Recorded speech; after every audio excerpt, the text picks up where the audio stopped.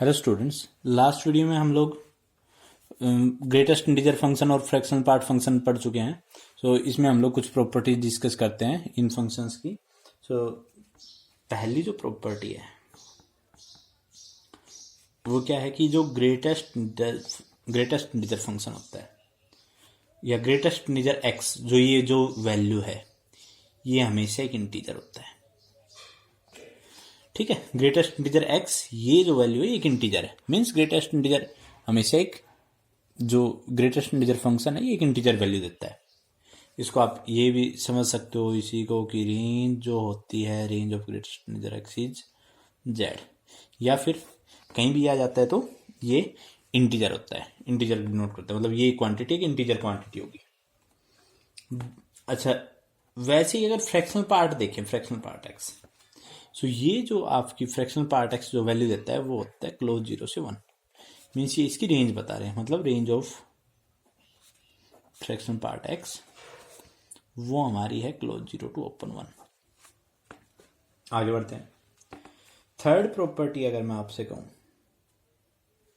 ठीक है, अगर हम किसी भी इंटीजर का ग्रेटेस्ट इंटीजर लेते हैं तो आई रह जाता है, where I is integer, I integer को डिनोट कर रहा है। और साथ में अगर फ्रैक्शनल पार्ट ले इंटीजर का, सो इंटीजर का जो फ्रैक्शनल पार्ट होता है वो आपका होता है 0। इंटीजर का अगर फ्रैक्शनल पार्ट लेते हैं तो वो आपका 0 आएगा। नेक्स्ट प्रॉपर्टी क्या है, अगर आप ग्रेटेस्ट इंटीजर का फिर से ग्रेटेस्ट इंटीजर लोगे तो वो ग्रेटेस्ट इंटीजर ऑफ एक्स ही आएगा। ठीक है, ग्रेटेस्ट इंटीजर ऑफ एक्स एक इंटीजर हो गया और इंटीजर का ग्रेटेस्ट इंटीजर वही रह जाता है, आपको बताया मैंने अभी। और अगर आप किसी भी ग्रेटेस्ट इंटीजर एक्स का फ्रैक्शनल पार्ट लोगे तो क्या जाएगा 0, क्योंकि मैंने बताया ये एक क्वांटिटी इंटीजर क्वांटिटी होती है, उसका हमने फ्रैक्शनल पार्ट लिया तो हमारे पास आ जाएगा 0। फिफ्थ जो ऐसे ही इसी तरीके से फिफ्थ पॉइंट जो है, ठीक है, कहते हैं कि अगर मान लो आप फ्रैक्शनल पार्ट एक्स का ग्रेटेस्ट इंटीजर वैल्यू निकालो तो कितनी आएगी, तो ये वैल्यू मैंने बताया आपको 0 और 1 के बीच में लाई करती है, ये वैल्यू 0 और 1 के बीच में लाई करती है, और 0 और 1 के बीच में कोई वैल्यू लाई करती है उसका ग्रेटेस्ट इंटीजर कितना हो जाएगा 0। ठीक है, और अगर आप ग्रेटेस्ट इंटीजर एक्स का ही ग्रेटेस्ट इंटीजर लो, सॉरी फ्रैक्शनल पार्ट एक्स का फ्रैक्शनल पार्ट ही लो तो क्या आएगा, फ्रैक्शनल पार्ट एक्स आएगा। क्यों, क्योंकि एक फ्रैक्शन है और फ्रैक्शन का फ्रैक्शनल पार्ट फ्रैक्शन ही आएगा। ठीक है, नेक्स्ट जो प्रॉपर्टी है वो है greatest integer X always less than equal to X होता है। ठीक है, and greater than X minus 1 होता है। सो ग्रेटेस्ट इंटीजर एक्स जो है वो एक्स माइनस 1 से ग्रेटर होगा हमेशा and less than equal to X होगा। ठीक है, नेक्स्ट जो प्रॉपर्टी है कि अगर हम लोग ग्रेटेस्ट इंटीजर एक्स में ऐड कर दें greatest integer of minus x तो ये क्या आएगा, ये 0 आएगा। कब, when x belongs to integers, और -1 आएगा कब, when x not belongs to integers। For example आप वैल्यू रख के देख सकते हो, जैसे हमने 2 रख दिया एग्जाम्पल यहाँ पे, मतलब हम लोग थोड़ा डिस्कस कर रहे हैं।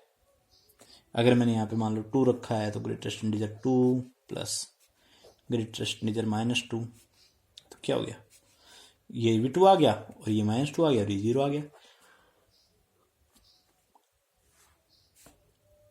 तो अगर इंटीजर एक्स हमारा इंटीजर होगा तो greatest integer plus greatest integer of minus X is equal to 0 हो जाएगा। तो ये समझ में आ गया। अब अगर कोई एक्स उठाएं जो इंटीजर नहीं है, जैसे सपोज करो 1.3 उठा लिया प्लस -1.3, तो ये कितना आएगा, -1 आएगा। कैसे आएगा देखो बता रहा हूँ, इसकी वैल्यू कितनी होगी, ग्रेटेस्ट इंटीजर 1.3 कितना हो गया 1, और -1.3 का ग्रेटेस्ट इंटीजर कितना हो गया -2, और फाइनली कितना हो गया -1। सो यहाँ तक ये प्रॉपर्टीज की हमने। कुछ और प्रॉपर्टीज हम लोग डिस्कस करते हैं। सो हमारी जो नेक्स्ट प्रॉपर्टी है सेम वे में वो है हमारी फ्रैक्शनल पार्ट एक्स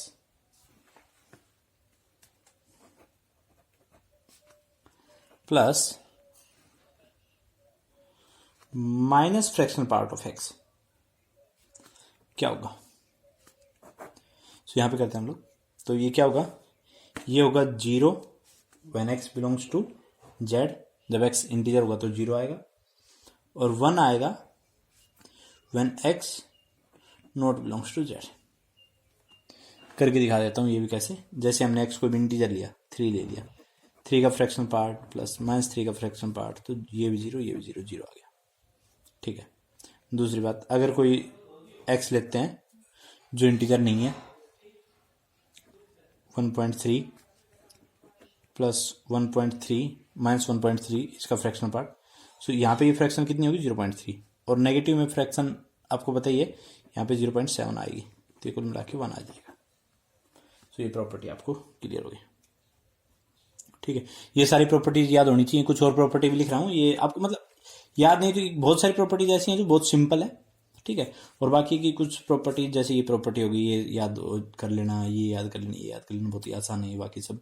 ठीक है, आगे बढ़ते हैं। अगली जो बात है, ये प्रॉपर्टी बहुत ही जरूरी है। ठीक है, क्या बोला मैंने? ग्रेटेस्ट इंटीजर एक्स प्लस आई, ग्रेटेस्ट इंटीजर एक्स प्लस आई जो है उसको हम लिख सकते हैं ग्रेटेस्ट इंटीजर एक्स प्लस आई, और यहां पे ये जो आई है ना, ये इंटीजर है, वेयर आई इज इंटीजर।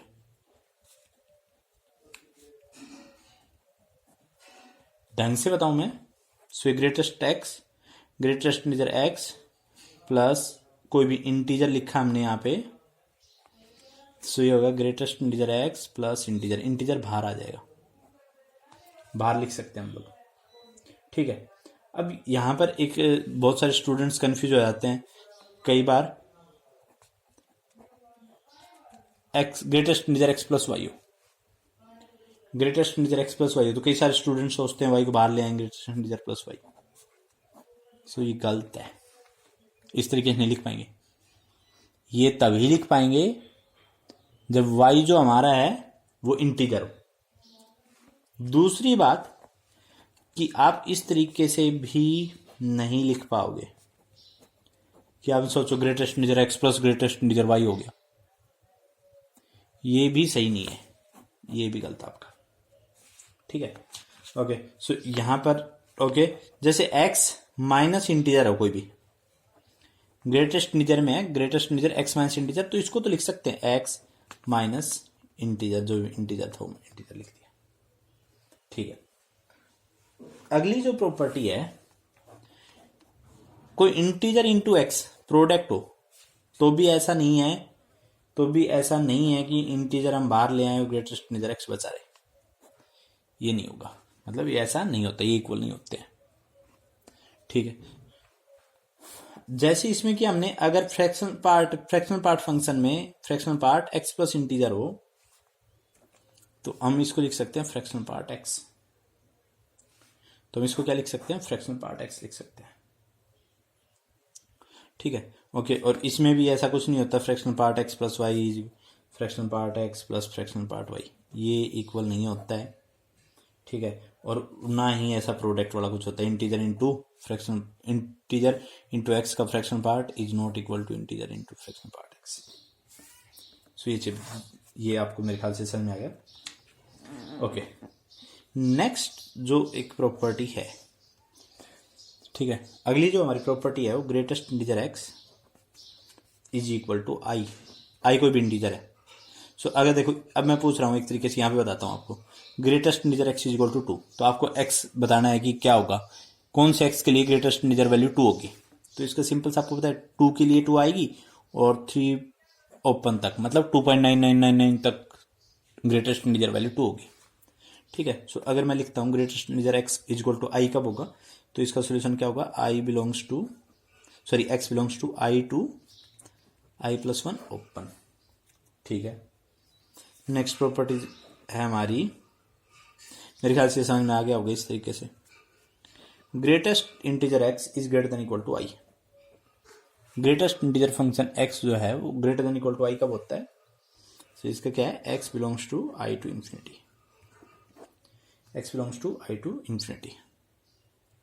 ठीक है, समझ गए ना। जैसे मैं लिख दूं greatest integer x is greater than equal to 2, 2 या 2 से ग्रेटर होना चाहिए, तो 2 कब होगा, 2 पे होगा, फिर 2 से आगे 2.1 2.3 2.7 2.9 3 पे भी ग्रेटेस्ट इंटीजर 2 से तो ग्रेटर हो रहा है, तो इसका सोल्यूशन क्या होगा, 2 से इन्फिनिटी, एक्स हमारा जो है वो 2 से इन्फिनिटी में बिलोंग कर सकता है। ठीक है, आगे बढ़ते हैं। सो ये प्रॉपर्टीज मेरे ख्याल से यहाँ तक आपको समझ में आई। ठीक है, आगे करते हैं। आगे अगर मैं आपसे एक छोटा सा क्वेश्चन पूछता हूँ, छोटा सा क्वेश्चन मैं आपसे पूछने वाला हूँ। तो जो नेक्स्ट क्वेश्चन हमारा है, क्वेश्चन है हमारा solve greatest integer x is greater than equal to 20। Greatest integer x is greater than equal to 20।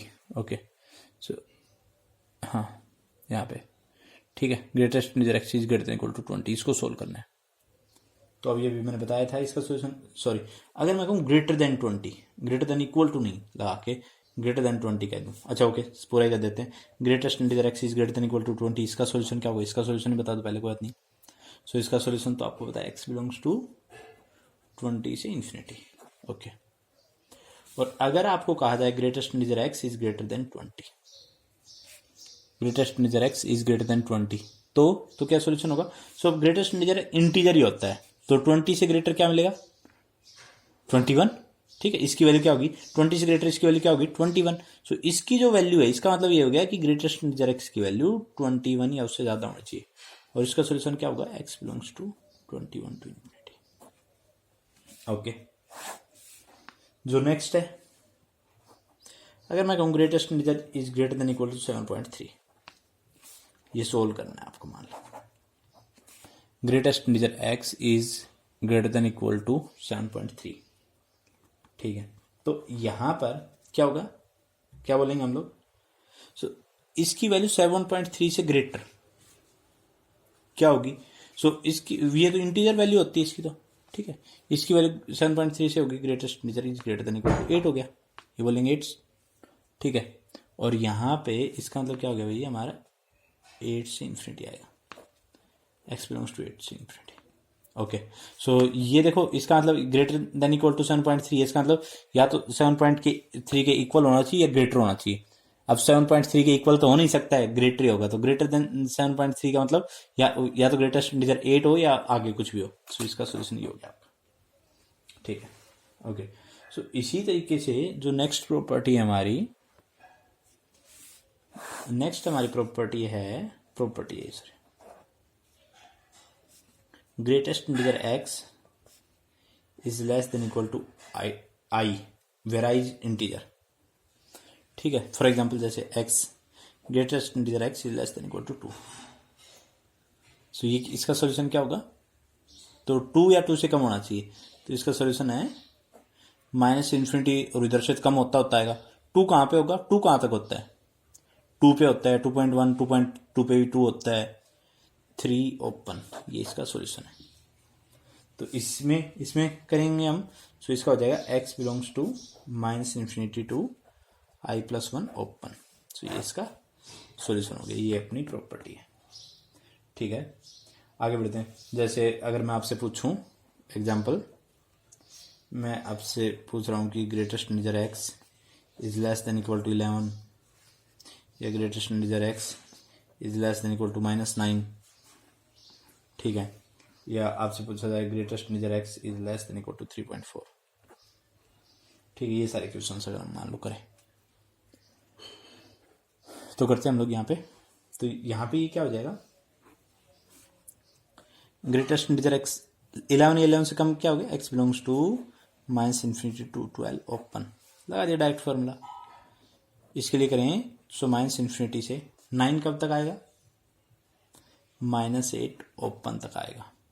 ठीक है, डायरेक्ट फॉर्मूला लगाना है, less than equal to integer के लिए। पर यहां पे देखिए, यहां पे greatest integer x less than equal to 3.4 लिखा हुआ है, greatest integer x less than equal to 3.4 है। इसका मतलब जो x है आपका, ग्रेटेस्ट इंटीजर x है, वो लेस देन इक्वल टू 3 होगा। 3.4, तो ये तो इंटीजर वैल्यू होती है ना, तो 3.4 तो होगी नहीं कभी वैल्यू, तो 3 या 3 से कम के लिए देखेंगे, सेम चीज होगी, सेम हो गया ये। ठीक है, सो यहां पे देखो, इसका सोल्यूशन क्या हो गया? x belongs to minus infinity to, और ये हो जाएगा 4 ओपन। ठीक है, इसमें डायरेक्ट फॉर्मूला मत लगा देना, इसमें कई सारे बच्चे अगर सोच जाएं x belongs to minus infinity to, इसमें सोच के मान लो कि भाई 1 ऐड करके ओपन लगाना है, 4.4 ओपन, तो वो गलत हो जाएगा। क्यों? क्योंकि यहाँ पे प्रॉपर्टी में हमने इंटीजर बोला हुआ है। कभी सोचो कि यहाँ पे प्रॉपर्टी क्यों नहीं फॉलो हुई। सो यहाँ पे प्रॉपर्टी क्यों फॉलो नहीं हुई? क्योंकि प्रॉपर्टी में तो इंटीजर लिखा हुआ है और ये इंटीजर है नहीं। तो ये सब बातें थी। लास्ट में मैं एक दो प्रॉपर्टीज और बोल देता हूँ और फिर हम लोग आगे बढ़ेंगे। सो जो नेक्स्ट प्रॉपर्टी हमारी वो है greatest integer x plus 1/n का greatest integer plus X plus 2/n का greatest integer plus up to X plus n minus 1/n का ग्रेटेस्ट इंटीजर। सो ये ग्रेटेस्ट इंटीजर है X plus greatest integer 1/n plus greatest integer of X plus 2/n और इस तरीके से। सो ये जो है ये इक्वल आएगा greatest integer of n x, ठीक है। और ये जो है n जो आपका यहाँ पे n जो आपको n belongs to natural number होना चाहिए, n जो है वो आपका नेचुरल नंबर होना चाहिए। सो ये जो प्रॉपर्टी है, ये जो प्रॉपर्टी हमने लिखी, ये सीबीएसई में काम नहीं आएगी, ठीक है। और सारी प्रॉपर्टीज जो मैंने इतनी सारी प्रॉपर्टीज बता दी, सीबीएसई में बहुत कम लेवल पे काम आता है, ठीक है। पर वैसे ग्रेटेस्ट इंटीजर बहुत जरूरी है, ठीक है, कंपटीशन की पॉइंट ऑफ व्यू से। तो हमने यहाँ पे बहुत सारे अच्छे से डिस्कस कर लिया। इससे बाहर तो ग्रेटेस्ट इंटीजर में कुछ भी नहीं आएगा, आप समझ लो इस बात को। एक लास्ट प्रॉपर्टी और बता देता हूँ। सो ग्रेटेस्ट इंटीजर एक्स को हम लिख सकते हैं greatest integer x/2 plus greatest integer x+1/2। ये प्रॉपर्टी लास्ट प्रॉपर्टी हमारी, ठीक है। ये हमने यहाँ पे प्रॉपर्टीज कर ली ग्रेटेस्ट इंटीजर की। आगे बढ़ते हैं, ठीक है। सो एक अगला जो फंक्शन है, तो हमने ग्रेटेस्ट इंटीजर फंक्शन और फ्रैक्शनल पार्ट फंक्शन बहुत ढंग से पढ़े हैं, बहुत धीरे पढ़े हैं, ठीक है। अगला जो फंक्शन है वो है signum function.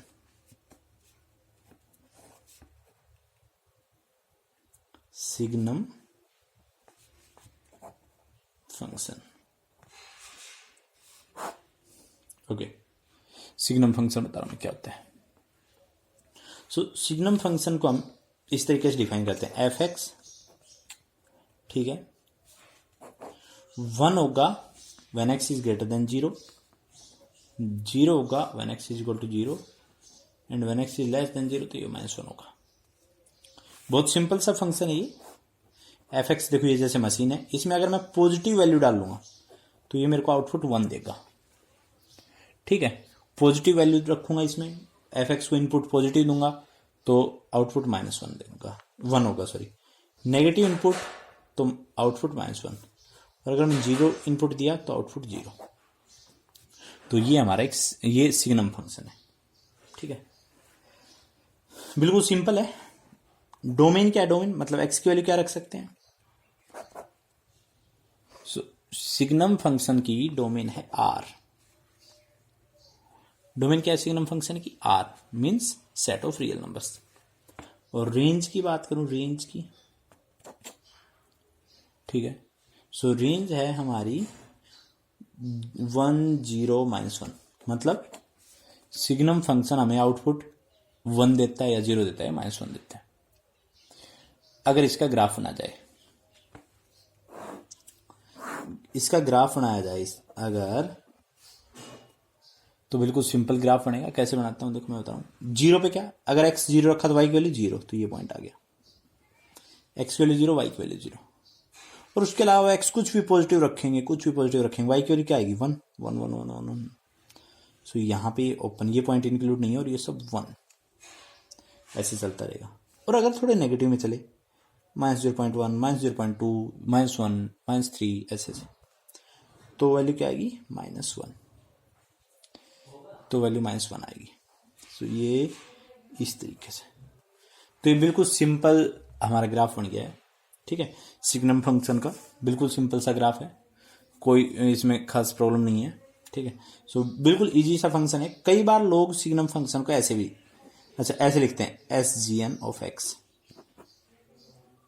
SGN of X मतलब ये एफ एक्स लिख दिया ना मैंने, F X is equal to SGN of X, ये सिग्नम फंक्शन लिख दिया मैंने। इसी फंक्शन के बारे में बता रहा हूं, सिग्नम फंक्शन में इसी फंक्शन के बारे में बता रहा हूं, ठीक है। अगला पॉइंट कि सिग्नम फंक्शन को हम इस तरीके से भी लिख सकते हैं, डिफाइन कर देते हैं लोग इस तरीके से कि एक्स अपॉन मोड एक्स होगा when X is non zero, और व्हेन एक्स इज जीरो तो जीरो, वो सेम ही है। ठीक है, ये आप जब देखोगे तो ये सेम ही डेफिनेशन आ रही है। ठीक है, तो इस वीडियो में इतना ही। नेक्स्ट वीडियो में हम लोग आगे कंटिन्यू करेंगे। Thank you.